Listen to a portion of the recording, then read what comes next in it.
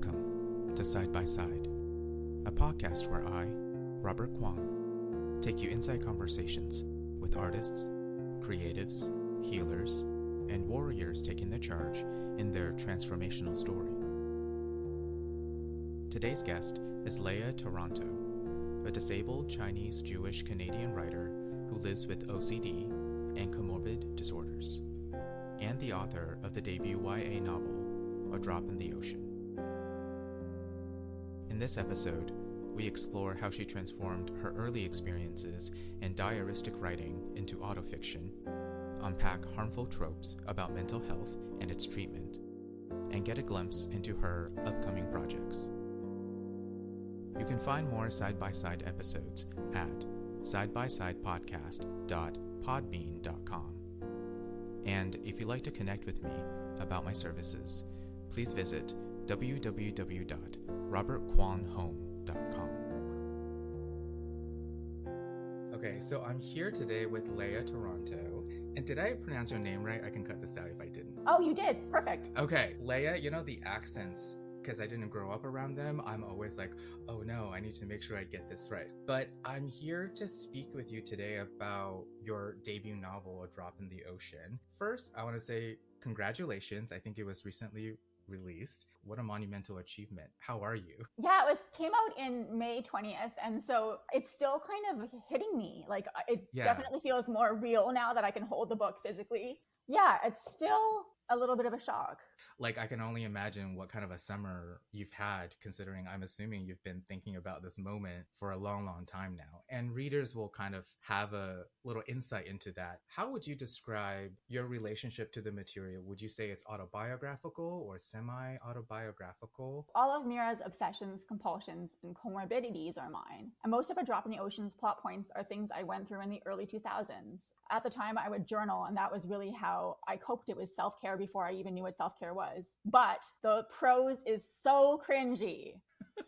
You mean at the time? Yeah, it's very much like melodramatic, everything kind of dialed to 1000 because, you're a teenager with lots of hormones and also kind of high stakes, but it's also mostly narrative summary. So I would write things like, I went to therapy and hated it, or the nurses caught me smushing my cookies from lunch into crumbs and made me drink Ensure. How long would you say you've been writing the novel? Has it been sort of like just little by little, or is there like a period where you started working on this? In 2021, I had a short story that I gave to a nonfiction mentor when he learned that I was recently engaged to my fiance. Like, he was like, this could be a whole YA romance. Yeah. But based on kind of some different things that happened, including my fiance's passing away, I kind of pivoted. But yeah, I've been writing this, versions of this, maybe since late 2010s. And it kind of makes sense when people dive into the book, because really is from like Mira's perspective, which mirrors some of your experiences and the experiences of others who went through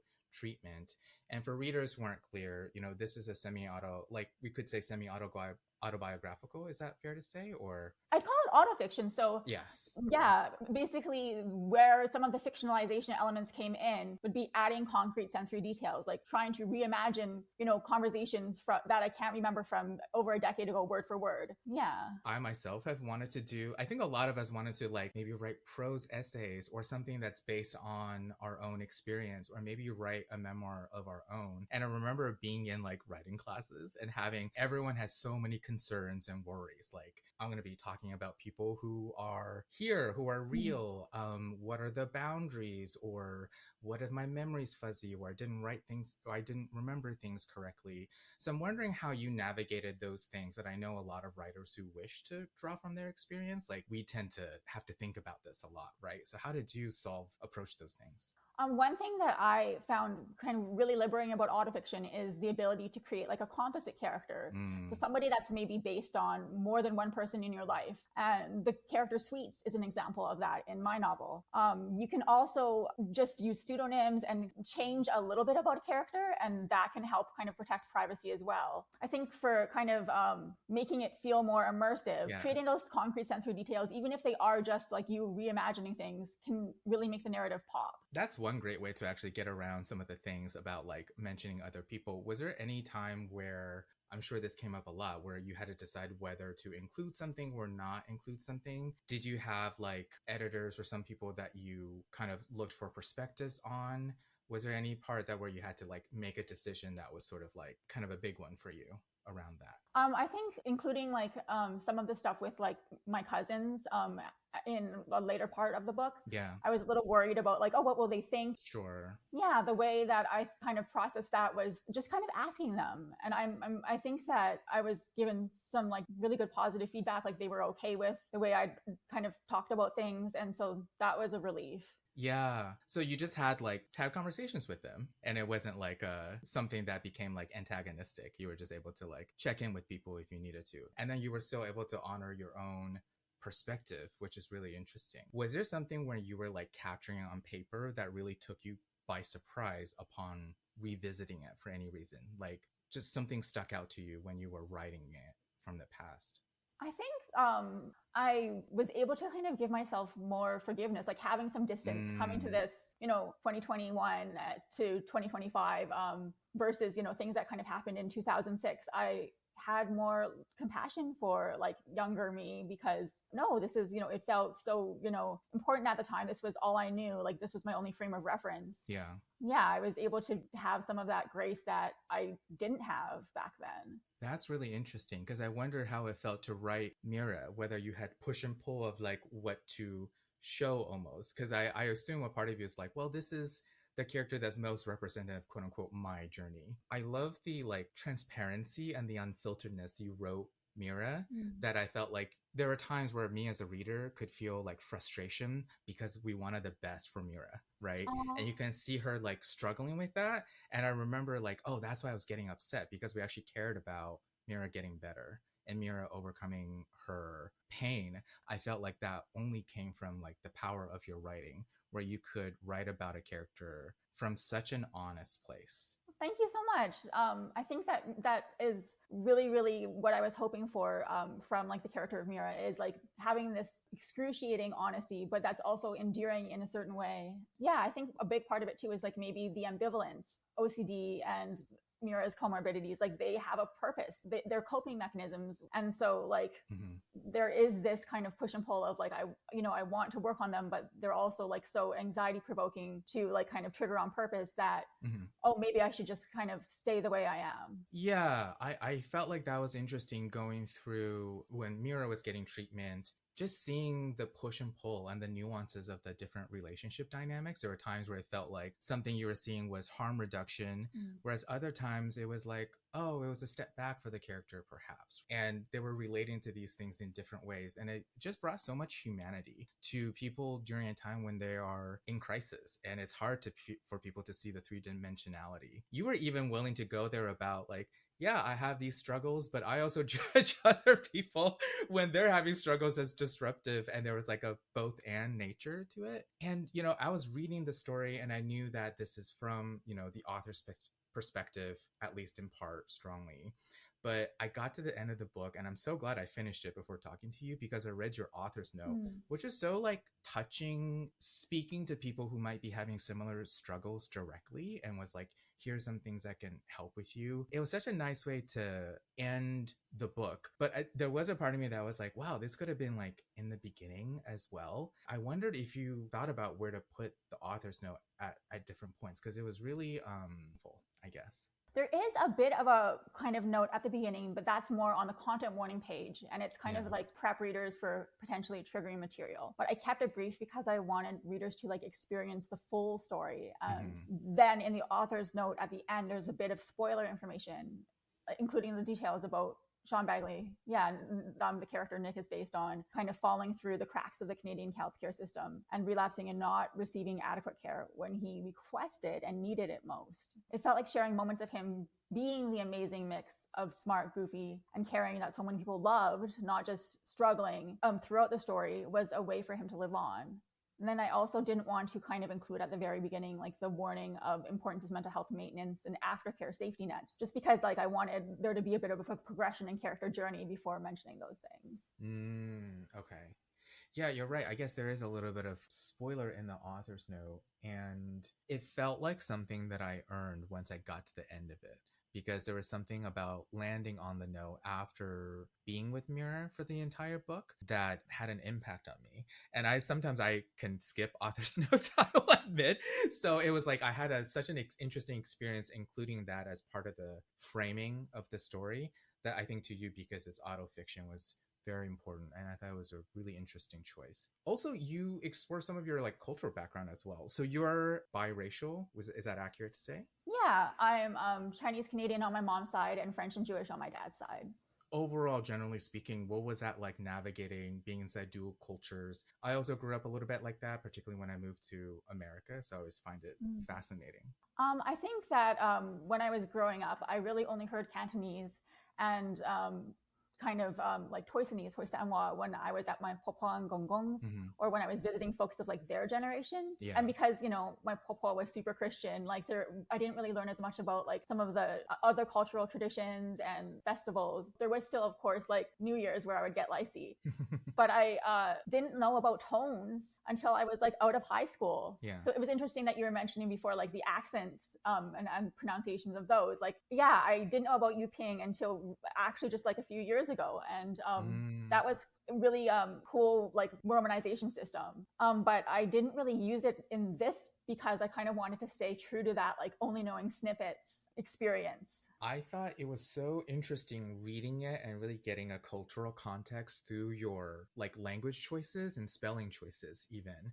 Because sometimes you would, every once in a while, you would have the Chinese character showing it for some visual intent, or other times you would just have the phonetic, pronunciation. But even then, you were able to curate it based on, like, I guess your proximity or just your personal experience growing up. And I thought it was so cool to see that work out because I could kind of place you based on your history through the usage of language and stuff like that. What were some options that you explored as far as like incorporating different languages or perhaps not? So yeah, I kind of lost a lot of sleep over which romanization system to use. Oh no. And yeah, I had talks like with my editors and whatnot, but I decided to like include the more I guess like sounded out phonetic spellings, just because that is, yeah, I guess truer to my experience. But for a future novel that I'm drafting that has protagonists who are semi-fluent in Cantonese, I'm definitely going to use Yuping or something that does denote tone marks. So my family grew up in a family based in Beijing, Mm. and so like because they weren't from like southern China, there was less language clashing because of the nationalization of the language. Mm. But I love the joke that even then, like so many Chinese people cannot communicate or understand each other because we have so many different like contexts and dialects and different grammar and things like that. So I often it's like I'm Chinese, but I feel like I represent such a small snippet based on my own personal experience. It was really nice to see that reflected in like the complexity of your world as well, because you were dealing with like immigrants of a certain generation and things like that. Mm. But yeah, thank you for saying that. I'm sorry that you lost sleep over it because I know people can discourse about these things, but like, yeah, I can't wait to see how it's placed in the your upcoming projects. You obviously started writing when you were quite young. What were some of the things that you enjoyed and that were like nice escape for you growing up? Mira is me at 16, and we share that same kind of childhood of like just devouring Yeah. fantasy books. So the authors I kind of like mention throughout the novel, like the book she's reading, like Tolkien and Tamora Pierce and Robin Hobb, like those are all authors I did read and enjoy. But growing up too, I think my reading scope was pretty limited. It's what I could kind of find at school or the local library. So mostly like white authors writing white protagonists when it comes at least to like the epic fantasy. And there'd be tropes. Mm. Yeah, I'd notice like certain kind of patterns, and that kept on happening in like regardless of like which book I was reading, and I'd kind of get frustrated at them. I think these days I'm lucky that I have a much wider range. And yeah, some of the speculative fiction writers that I really do love, like, are N.K. Jemisin, Ken Liu, and Ruth Ozeki, who also writes realism. And yeah, just being able to like have more reading options, and like different kinds of characters and situations is really enriching. Yeah, it's so eye-opening to dive inside a world that reflects yours, that reflects all of the contradictions and the paradoxes. And I feel like like we have so many more authors that reflect different points of views now. It's so nice. Thank you for mentioning some of your current favorite authors. I think our mutual Jane also mentioned some similar names. It's like so fun to be kind of like supporting writers in many ways. At least it is for me. This summer has been sort of like the book launch summer, right? How's that experience been for you, navigating it for yourself, and just like the overall reception? What's been your experience like? Well, I think something that I've noticed across the board is that folks really like the content warning because there is, some kind of darker, potentially triggering subject matter. Whereas family members who only like kind of saw me a little bit when I was in treatment, they were like, "Oh, I just want to give Mira a hug," and that's been heartwarming. So it was eye-opening for them.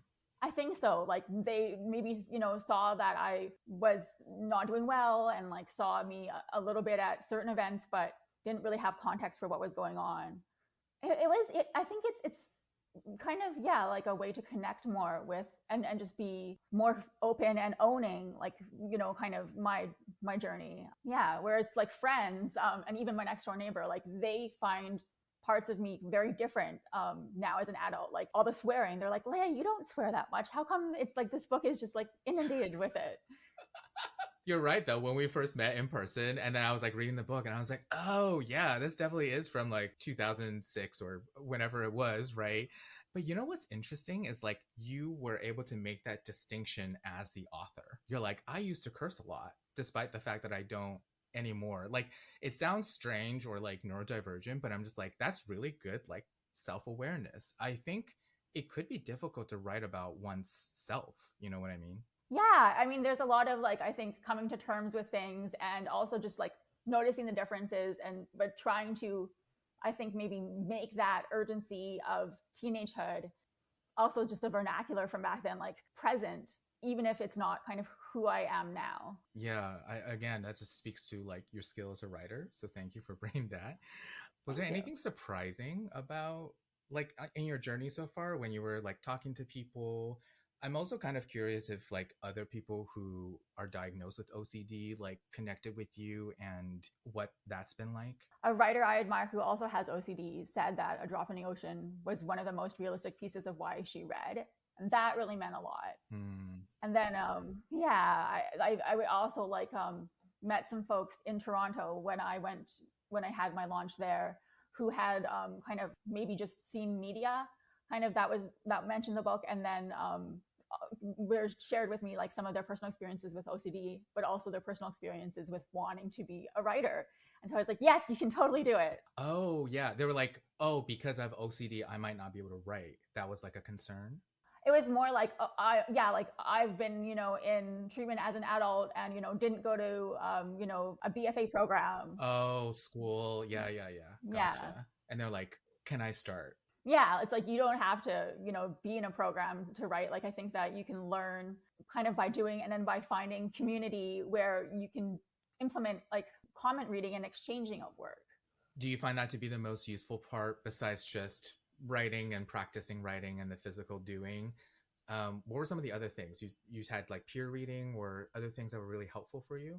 Yeah, I definitely learned a lot when I was in school, but I think that like we also can come across other students or teachers who aren't maybe our ideal audience. Yeah. And we're not really writing the book for these folks. Connecting with people who I'm like, this is, who I'm really wanting to reach, and then having feedback from them was really helpful. And also maybe different kinds of feedback during different kinds of stages. That's really interesting. Do you have an example of like switching, like the types of feedback that became more useful as time went on and what that might look like? What I can think of off the top of my head is during the drafting stage, a lot of cheerleading and not really like, oh, this, doesn't seem to make sense, or like just kind of comments that are about kind of like that are motivational versus like, oh, you need to correct this. Or even if you do get like kind of more general comments versus line edits. Yeah. So you were getting, so general comments were more useful later in the later stages. Is that correct? Oh no, in the like more beginning stages, like the drafting, sometimes not even waiting until like you do have more of a completed work to then get any kind of feedback. I think everybody's process is different, but I find I like to talk about my project before I'm done it, but I don't want to be told too many prescriptive things at that point. Gotcha. And then like later on, it does become more specific because you're doing more and more line edits and like smaller edits and things like that. Yeah, and even like having in the beginning like one stage of edits being more like looking at character arcs or like looking at the novel as a whole, fixing the kind of maybe bigger structural things, Mm-hmm. and then having another stage that is, yeah, more like making the sentences sing. You mentioned, including in the author's note, I believe, like you had to take care of your own health as you were writing about your health, so to speak. What did you plan for as you were taking on the project, knowing you would revisit sensitive things? How did that look? I think having a bit of distance and also having more time than maybe like sometimes folks maybe with their schedules, like they set aside like half an hour to write. Mm-hmm. For the kind of more emotionally intense scenes, I tried to plan, kind of having several hours so that there could be like a more kind of preparatory stage, like, and going into it more relaxed. Mm-hmm. If I needed to linger, not feeling like the pressure to like, oh, I must just crack out this scene. Mm-hmm. Yeah, and then having just tea around. I kind of talk about 5, 4, 3, 2, 1 senses, a DBT skill. Love Yeah, and that I tool. Yeah. But you actually sometimes you could deploy that if things were getting like agitated and things like that, like while writing too. oh yeah, like kind of just getting out of the past and then back Yes. into the present moment as a writer, having kind of taking that step back out of like Mira's experience and back into Mm-hmm. Léa, the 30-year-old's experience. That was also very helpful, and yeah, being able to kind of process and talk about it with like family and friends. So you've shared like Mira is like who you were and a reflection or variation on like your teenage self and teenage struggles.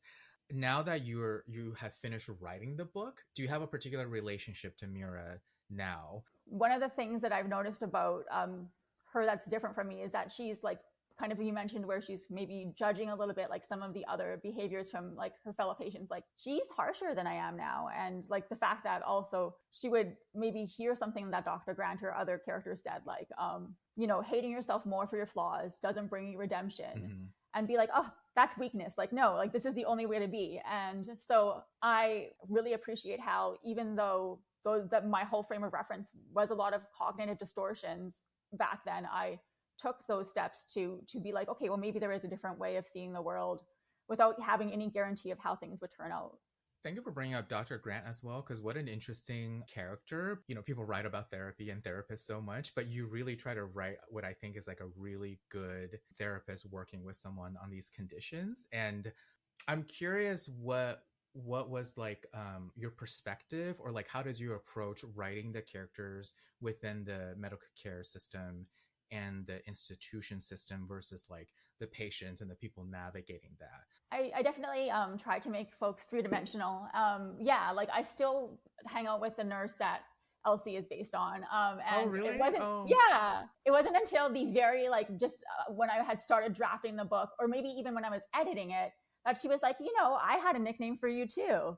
And I was yeah. like, what? And oh, yours is so much better. And so I had to put that in at the very end. Gotcha. So it was really like you wanted to make sure everyone in there is a human being Mhm. who is navigating the system. With Dr. Grant too, that he's a bit of a composite character, and I also like at one point in time did some character work that didn't end up in the story, kind of on some of the interpersonal nuance in his character in life.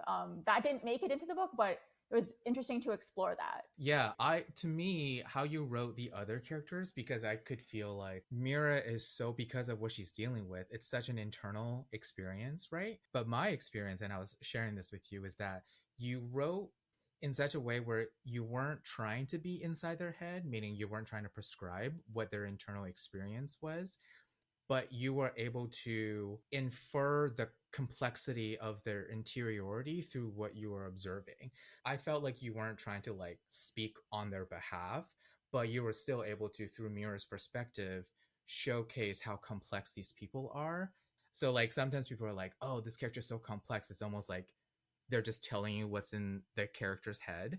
But I didn't feel like you were doing that. You were like, there is complexity that I might never get to touch because Mhm. I have complexity.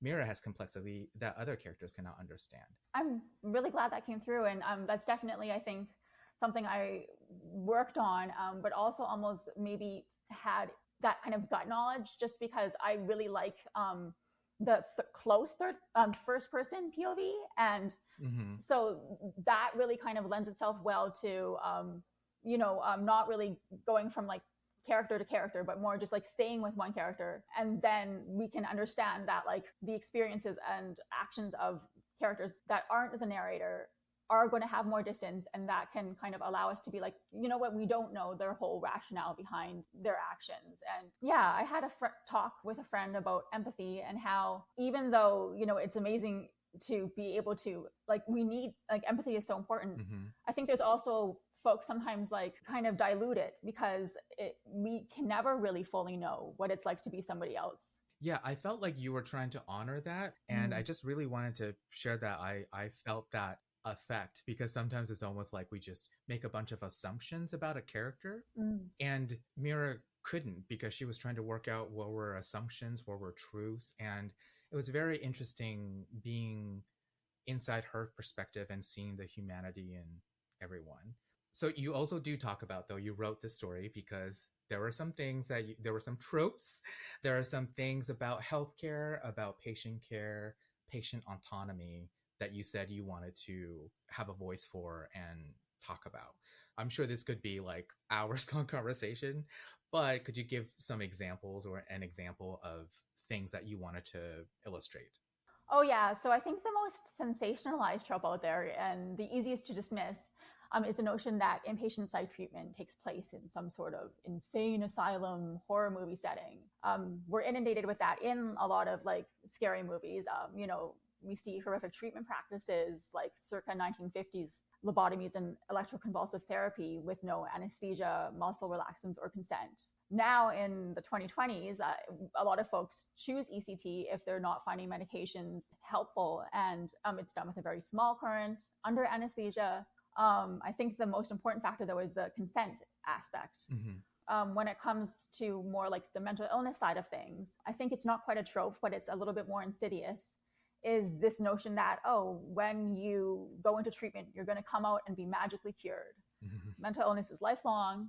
Kind of, yeah, mentioned that a little bit in the author's note at the end. And so unrealistic expectations mean like if folks do slip, then they're more likely to view it as total failure, versus something that's likely to happen that you can like move past and work on. Yeah, thank you for sharing that. I think consent is so important.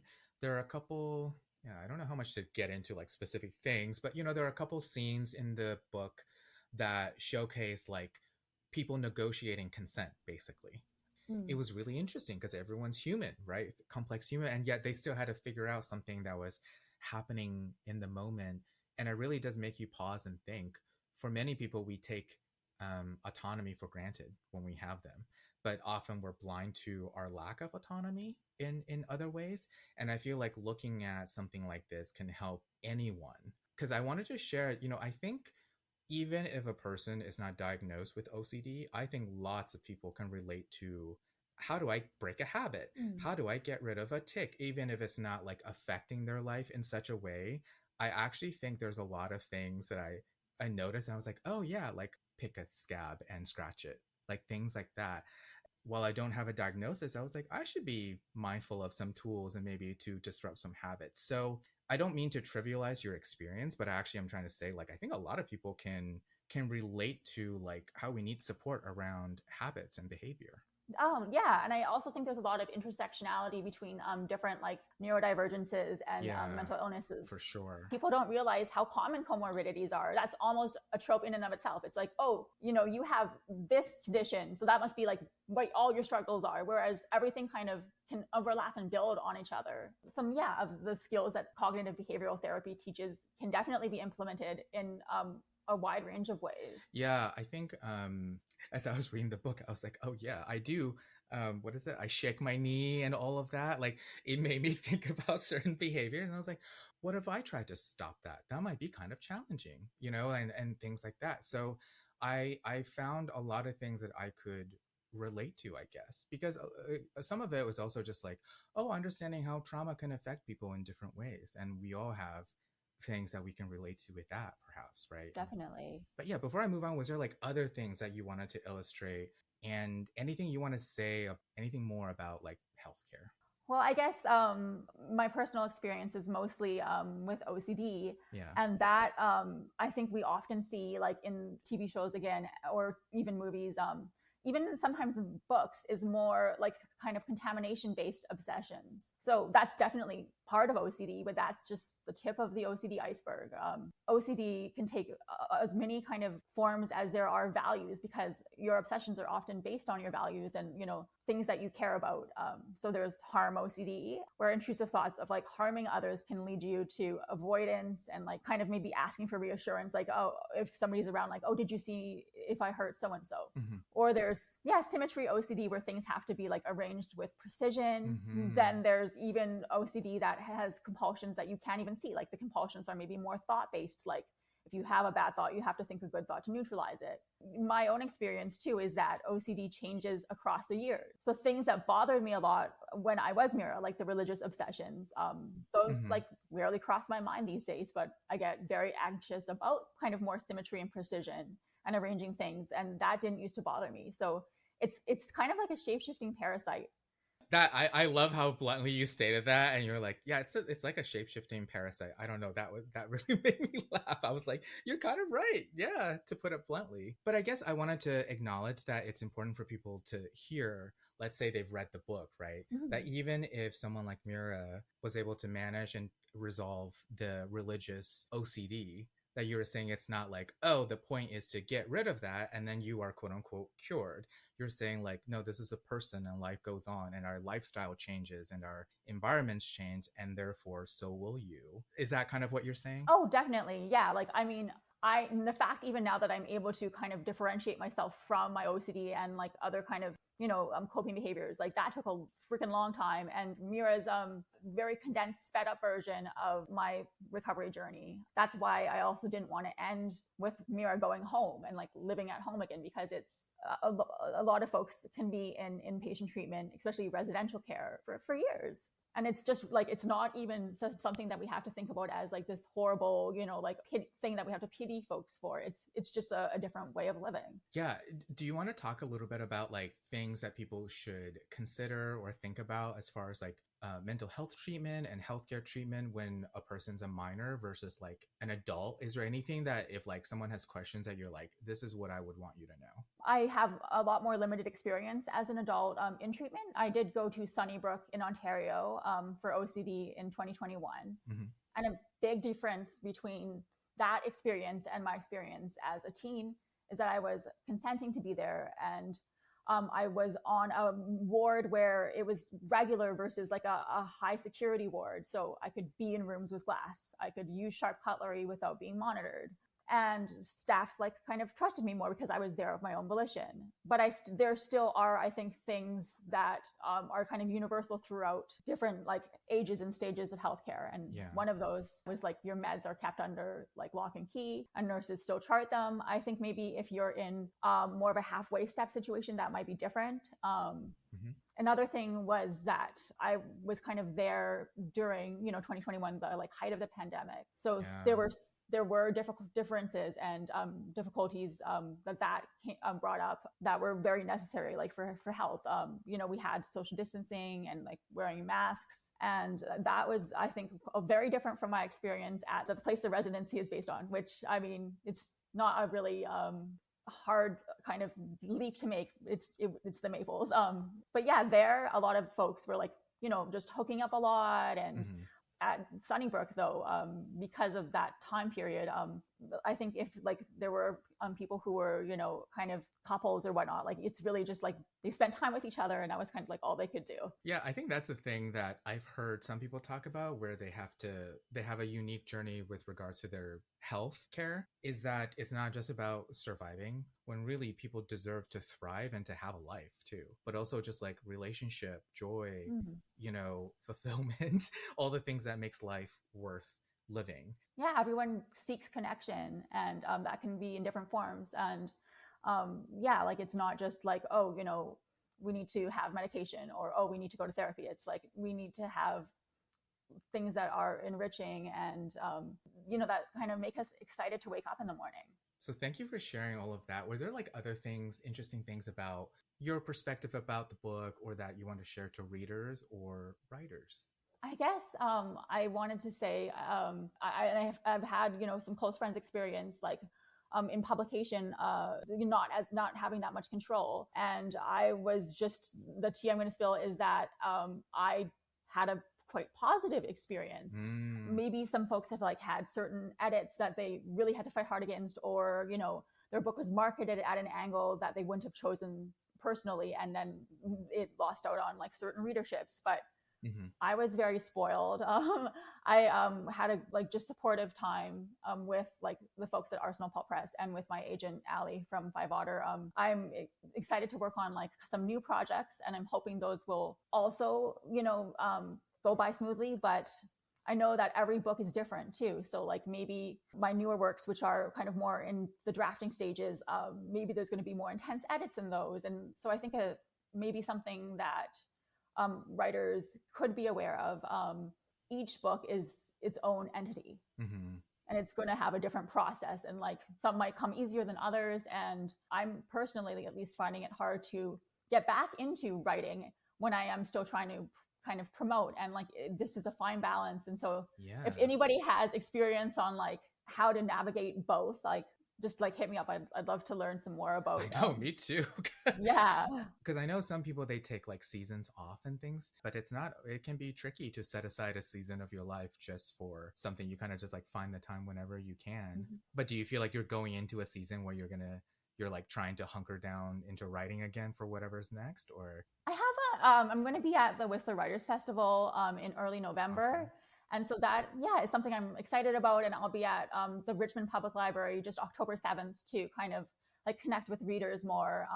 But yeah, I think after like later winter, I'm really going to try and hunker down and just like get new words on the page. I'm really excited for the book that I'm working on next because it's historical speculative fiction. Ooh. And so I love kind of that magic and the folklore elements, and so I'm trying to interweave that into this novel that I'm starting, and it follows sisters Mei Sing and Mei Yi, and they're like Chinese Canadian teens that are growing up in like BC's Lower Mainland in the 60s, and they can in their dreams kind of interact with the spirit world, and that's kind of where the speculative element comes in. They form a relationship with storm dragons. So like the beings in like Chinese folklore that are in charge of rainfall. Yeah. That is like one aspect, but then the, I guess, more historical aspect comes in through the way that Mei Sing, the older sister, her experience in an institution for bipolar, which is known back then in the 60s as manic depression. So kind of exploring what is it like to be in a healthcare system that is colonially rooted and is convinced hurting you is for your own good. But then also not wanting to fall into, again, kind of tropes, wanting to like show some of the like systemic racism and ableism, but still having, characters that are kind of sympathetic, that are, healthcare workers and clinicians. Yeah. And then finding that balance of kind of depicting, things that were going on back then that should not have been, but also still showing the hope and humanity. What came first, like the sisters, like the characters, or are you like a world builder first and then you're like mapping things out with characters later? I think it was really like the sisters kind of interacting with the storm dragons, and then I decided that I also wanted to like, and the notion that their like love for each other is like reflexive, but then more also, I guess, the interpersonal dynamics came in later, where I was like, I want to kind of explore maybe what it's like for a sister who has to advocate a lot for like her elder sister and kind of like be more like a jejje, like an older sister, even if she is younger, because like, her older sister is having very intense like behaviors and emotions, and like trying to, explain that to her parents, or, maybe trying to like go to school where, she has to deal with like this stigma of just being somebody who, has a close family member that is in mental illness kind of situation. I'll send you good vibes. But I can't wait to see where this goes. But yeah, I love to check it out. Oh, definitely. I'm now. This is more motivation for me to write it. And then the other thing I'm also excited about is kind of like exploring like maybe different patients that like missing kind of meets in treatment. And so like, you know, having the solidarity that that has. And there may or may not be an attempt to escape. Have you seen Sing Sing? It's an American movie. It's like a prisoners program where they come together to do theater. In any case, I love work around that I know can be kind of sensitive and complicated, but it's also so when you put it out there, it can be so life affirming at the same time. I'm excited to check out Sing Sing now. I really liked this documentary that was, I think it's called The Quilters. I heard about that one. It's on Netflix? Yeah, I'll check it out. Yeah, it's good. Like folks in a max security prison and the like kind of truth and reconciliation, kind of more like giving back restorative justice program that they're doing is making quilts for like youth who are in foster care. I love programs like that, especially in places where, like you say, like advocacy and agency is like very limited. In any case, I really appreciate your time today. And if someone was interested in like connecting with you and getting in touch with you, is there a way that they could do that? Oh, definitely. So I have a website and it's just leataranto.com. But I also have an email and I'm on Instagram or at Léa Taranto Writes on Instagram. And I'm trying to kind of get more into Blue Sky. And yeah, so you can kind of find me on different social media platforms. But if not, my email is l.taranto@outlook.com. Awesome. So you can definitely, yeah, like send me a quick email if you have some questions or yeah, I just want to like say, oh, you know, this part of your book sucked, or oh, this part of your book was really good. Like, you can give me the feedback. No, seriously, if people want to check out A Drop in the Ocean, they can find it wherever at their nearest bookstore or online. Lastly, I just want to say thank you for coming on and being willing to say yes to being recorded and all of that, and just for your vulnerability and spending time with me. I appreciate it. Well, thank you so much for having me on your podcast, and I'm really, really glad that like you found some things about my book that resonated.